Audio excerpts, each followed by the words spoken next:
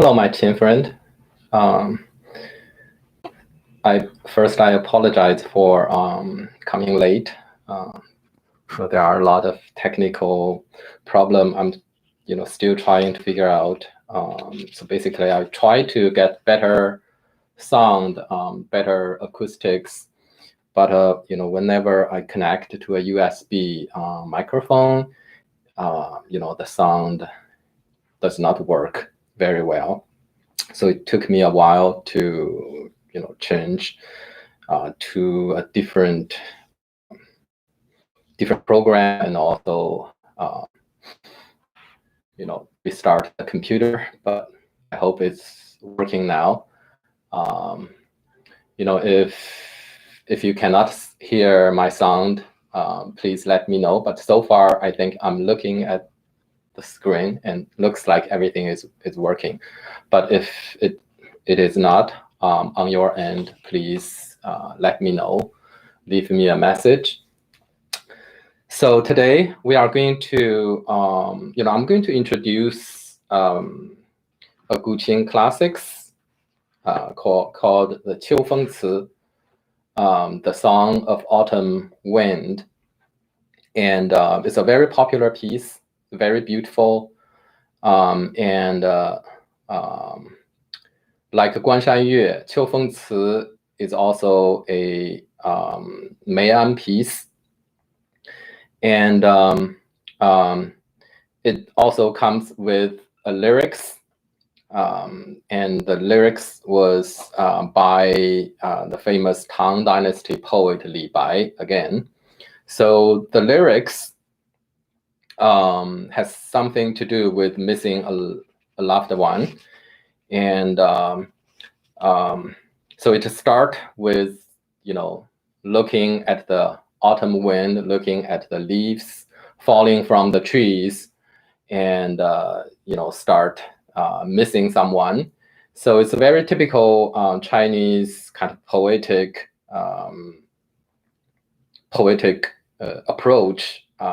Start with a scenery, and then goes on to talk about the feeling, the human feeling, similar to the Guanshan Yue as well. So Guanshan Yue also did that. It start with the moon, the mountain, and then move on to the whole missing soldiers.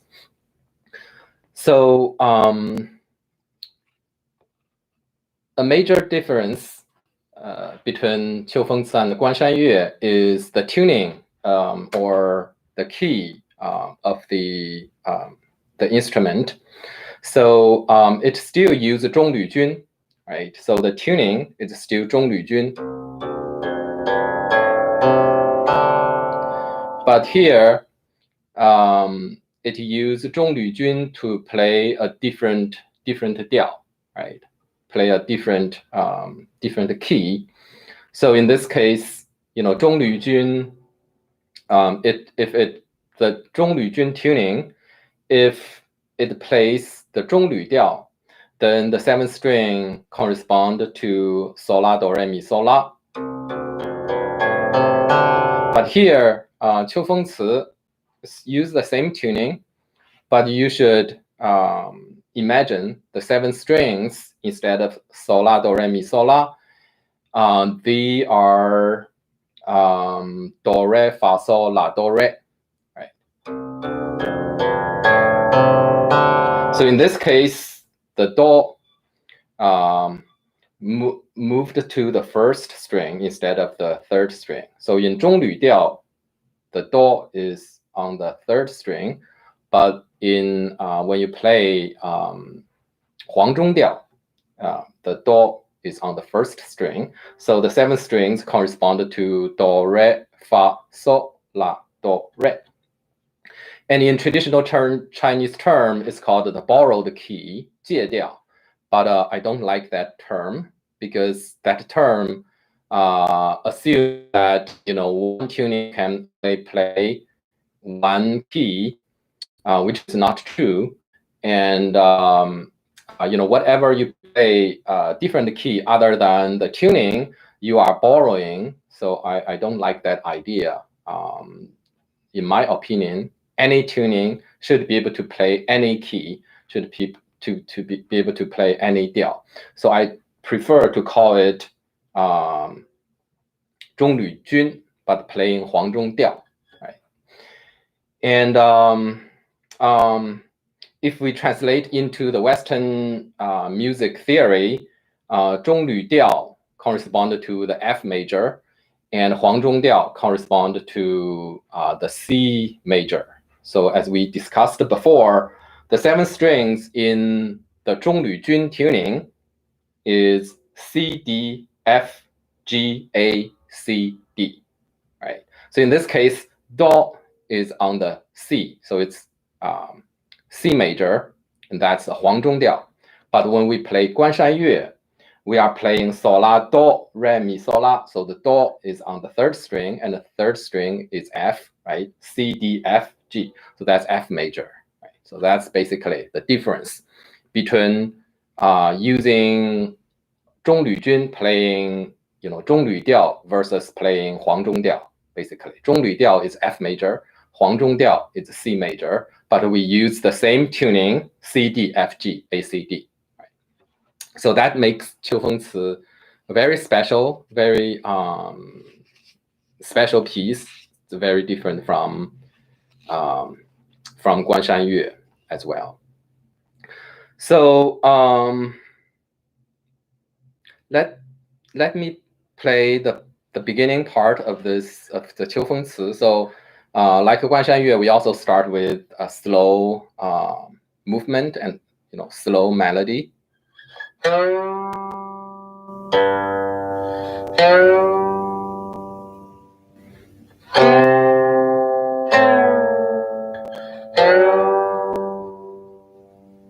So this is the first sentence. The lyrics goes, the autumn wind is pure, the autumn moon is bright. Right. So this is the first sentence. So I wanted to emphasize 2 things in this piece. I know there are many stuff in a piece, even for something as short as 秋风词, there are many aspects to talk about. But for the interest of time, I just wanted to highlight 2 things, which I think is very important. And it is also, set my approach to the piece different from others. So you probably won't learn this from someone else. One is a fingering motif, right? For those of you who are practicing my Guqin etude, I highlight fingering motif, and each of the etude is focusing on 1 or 2 motifs. And after you practice the etude, you master that motif, and you know how to apply it in a piece. So etude number 3 train you to play the octaves on different strings, open string, and the pressed sound, the stopped sound, right? So the beginning sentence is just like what you practiced in etude number 3. What is this? This is octave, right? So 4th string, open string, and you find the octave 1 octave above on the across 1 string, right? 隔一 on the 6th string. So in etude number 3, you practiced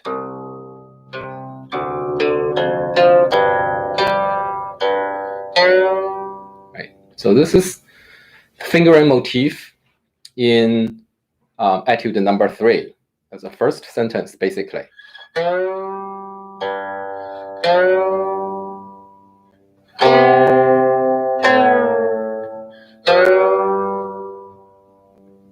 So basically the same thing, and this is the octaves on the neighboring string.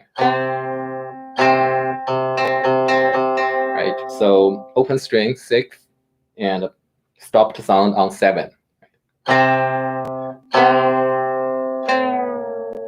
So here we have the 小搓.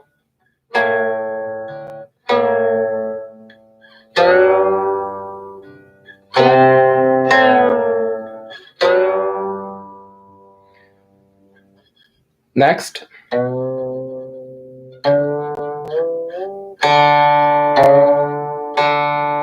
so again, etude number 3, right? In etude number 3, we played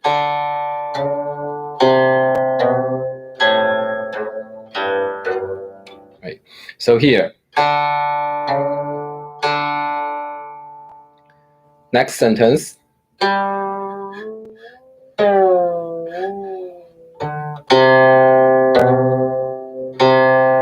So here is a second major fingering motif in this piece. So this piece just use 2 major fingering motifs. One is this.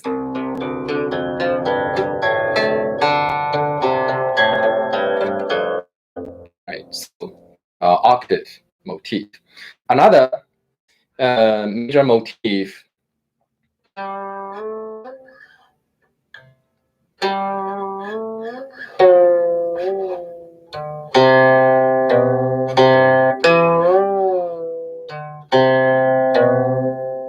so this is a fingering motif practiced in etude number 7. In etude number 7, we practice this.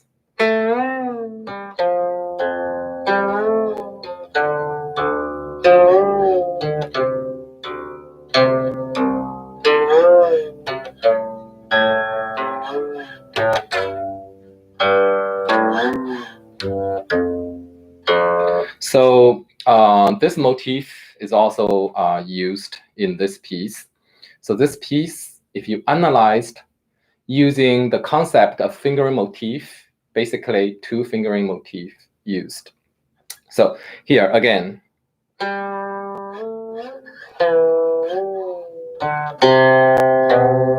there.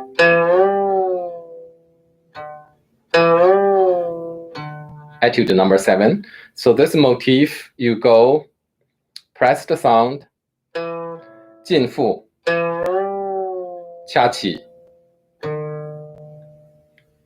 and then what is this? This is the first motif. So let's just call that octave the first motif, and then this 进腹掐起, the second motif, right? So here, second motif, first motif, right? So octave. In etude number 3,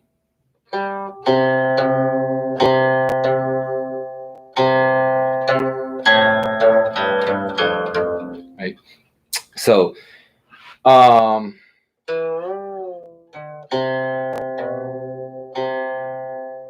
next, watch.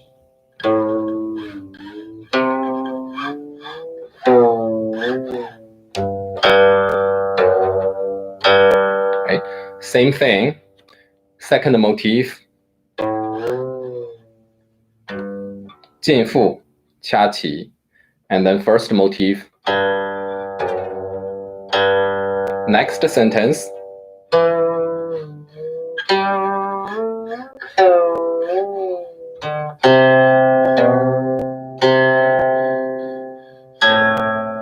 Right? So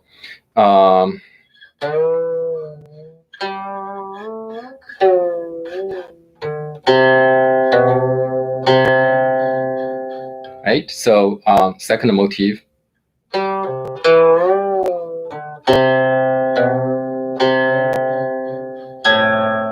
So here there is something very special, and that's also the beauty of Guqin.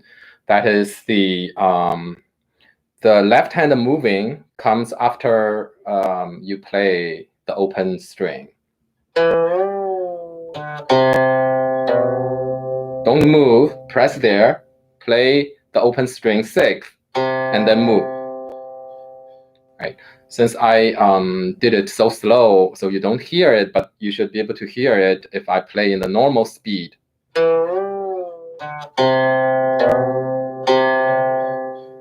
Right. right? So you should hear bang, bang, bang, bang, bang, bang, bang, right? So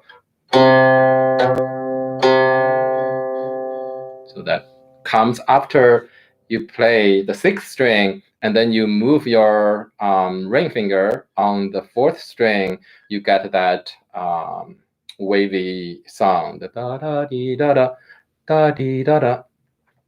So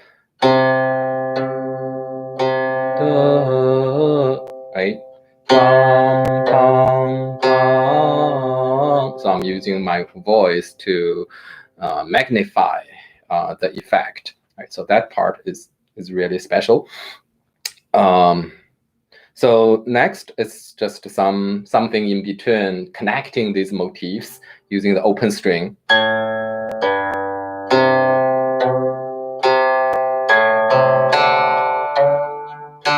Again, the first motif is kind of weaving in between these open strings.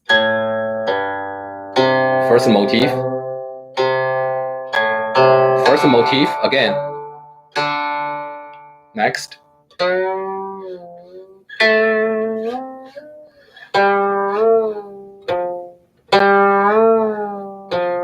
Second motif, right? 进复掐起. First motif. Second motif.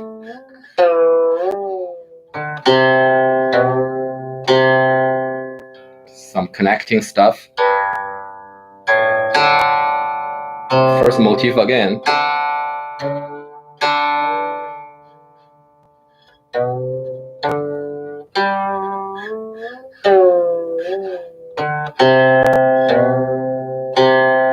Repeat.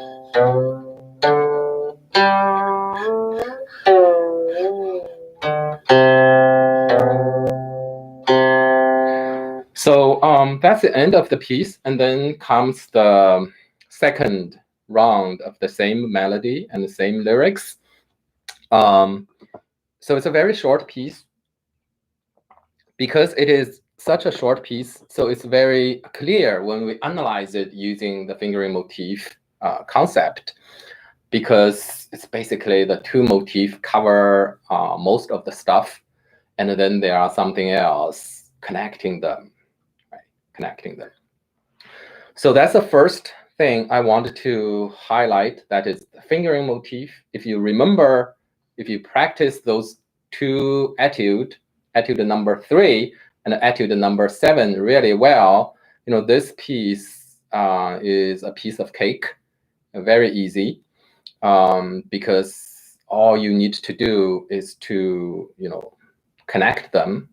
So the motifs are like the jewels, like the pearl, and then there are some opening string sound, open string sound, and there are some connecting sound. Those are like the thread, just connecting them, right? So the first thing I wanted to highlight here.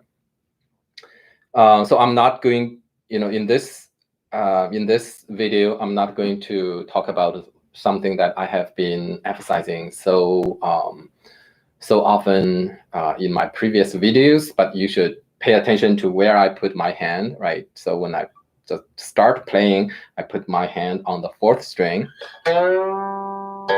because the next go is on the after 挑6, you go 4, right? So those you should pay attention, but I'm not going to repeat those information here. So I'm going to highlight two things.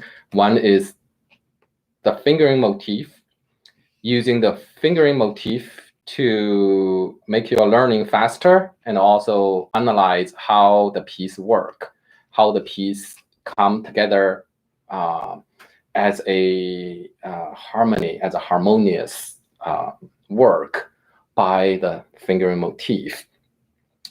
So that's the first thing. The second thing I want to highlight is the variation. Right. So we have the fingering motif, but fingering motif can be varied. All right, you can make variation.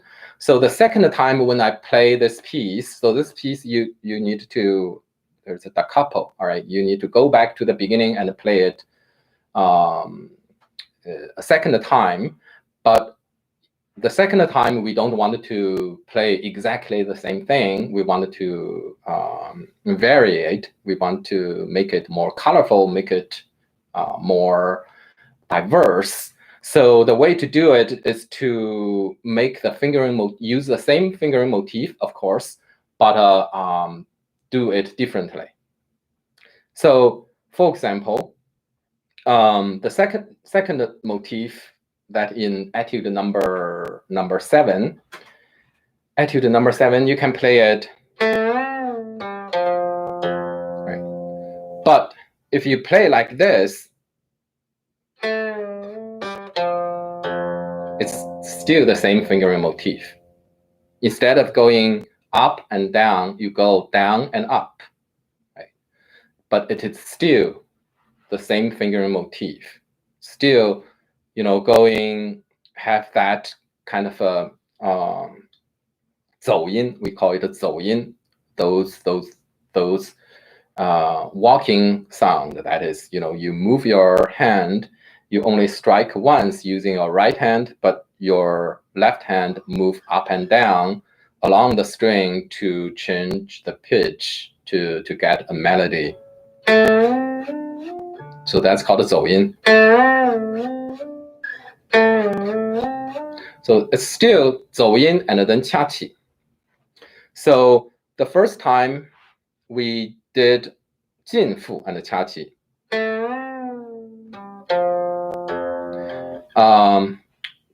For example, I'm talking about etude number 7, not the Qiufengci, but you can also play it. Right? So still the same fingering motif. So you can play.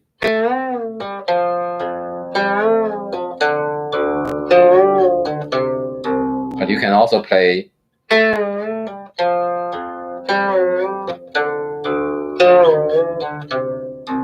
Still the same fingering motif. Right, so what we are going to change for Qiufengci playing the second time is to use the same fingering motif, but change the way we walk the string. Right, 走音. We change the way we move our hand and along the string. So the second time.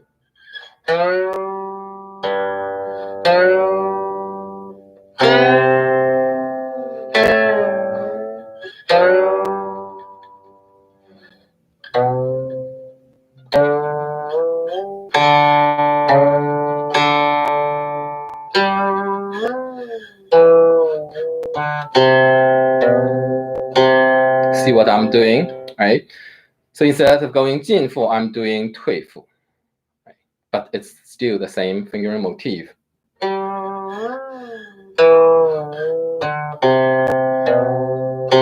The first time we did this, so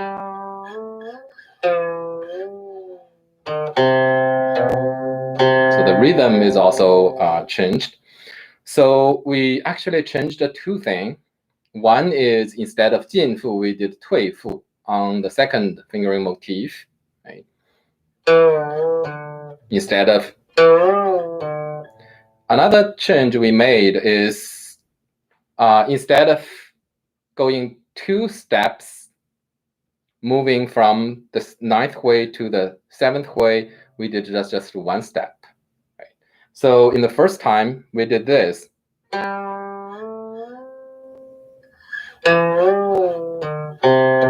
Right? But the second time, we just instead of 2 step moving up there, we just 1 step. So it's a long slide. And then, right, see the difference? Again, the first time,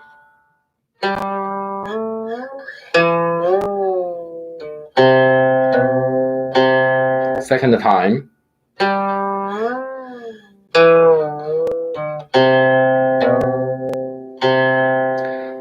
so that's the difference. 2 difference. 1 step instead of 2 step, moving from 9 to 7. second going 退复 instead of 进复, right? And we apply this change consistently to the rest of the piece for the second time, right? So since the piece is just this fingering motif, so once you learn at one place, you can do it for the rest, right? So second time, again, I'm playing this, and then I'm going to keep playing, moving to other place, and you should be watching, and you should figure out, how I did differently than the first time.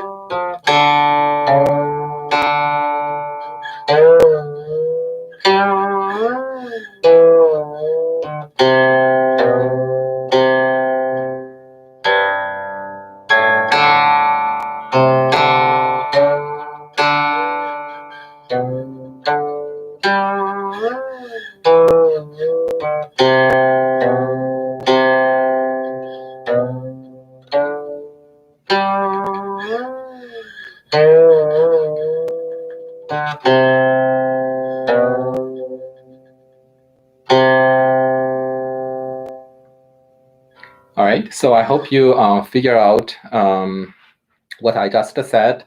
I apply the variation on the same fingering motif consistently to other places. For example, here, instead of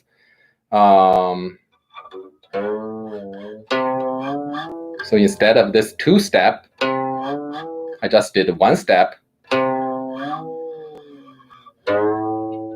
So instead of, I did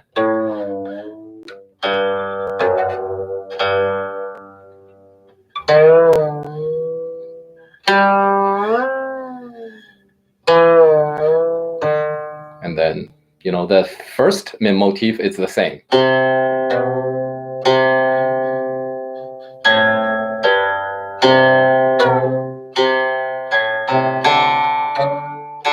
Right? See here.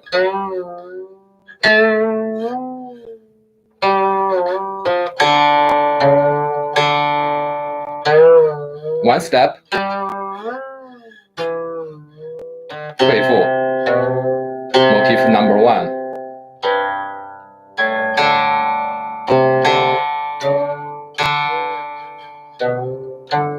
One step. 退复 Repeat and end the piece. Slow down. One step. 退复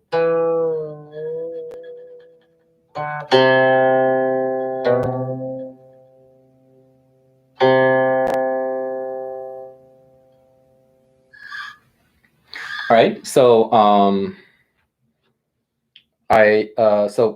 two things I emphasized today. Hope you remember that, and hope it also helped you to understand the piece better.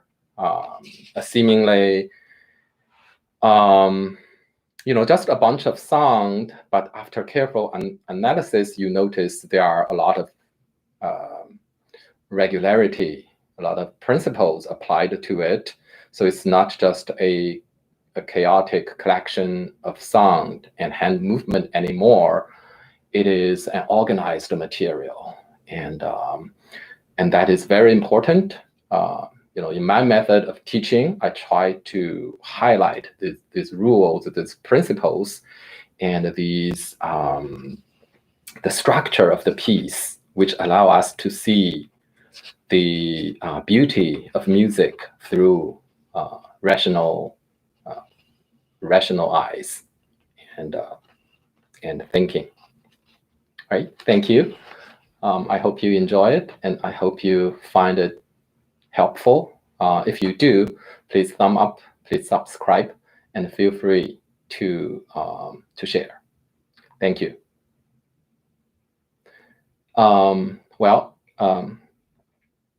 wonder if there's any questions. I think we can. So you can, if you have any question, you can type it. Someone else might have the same question that might help everyone.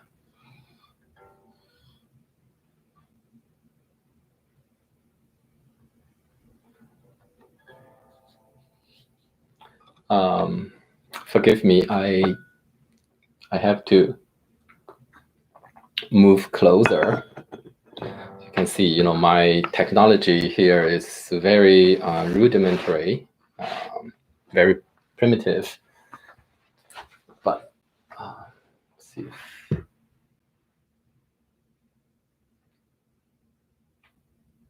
All right, so thank you. Good. So no question, everything crystal clear, and that means I did a good job.